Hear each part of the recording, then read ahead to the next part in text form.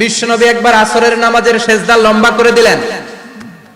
সাহাবারা বললেন, নবী নামাজের পরে ধরলেন, অসুস্থ হয়ে গেলেন নাকি, অথবা কোরআনের আয়াত সেজদা অবস্থায় নাজিল হয়ে গেল নাকি?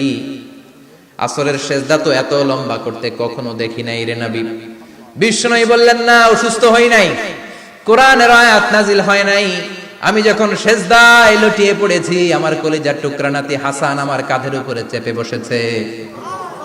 আমি যদি সেজদা থেকে মাথা উঠাই হাসানের কষ্ট হয়ে যাবে, তাই আসরের একটা সেজদা আমি ইচ্ছা করেই লম্বা করে দিয়েছি।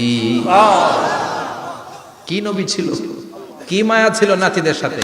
হাসান হুসাইন বিশ্বনবী, যে নবী হচ্ছে সব নবীদেরও সর্দার, ওই নবীরে ঘোড়া বানায়া, বিশ্বনবীর বাবরি চুল ছিল তো, ওই চুল ধরে এরকম ঘোড়া ঘোড়া খেলত। বিশ্বনবীর কাঁধে বসে বিশ্বনবীর বাবরি চুল টেনে টেনে কয়, এটা আমার ঘোড়া। হাসান হুসাইনের গায়ের এমন কোন জায়গা নাই যে জায়গায় বিশ্বনবী চুমা দেয় নাই। আর বলতেন, রাইহানাতাইনি ফিদ দুনিয়া, হাসান আর হুসাইন হলো আমার দুনিয়ার সুগন্ধি। সুবহানাল্লাহ। সাইয়্যিদা শাবাবি আহলিল জান্নাহ, জান্নাতীরা আপনারা যারা জান্নাতে যাবেন, আপনাদের সামনে দুইটা পতাকা থাকবে, একটা থাকবে হাসানের হাতে আর একটা হুসাইনের হাতে। সুবহানাল্লাহ। বিশ্বনবী মসজিদে নববীতে জুমার খুতবা দিচ্ছেন, হঠাৎ হাসান আর হুসাইন।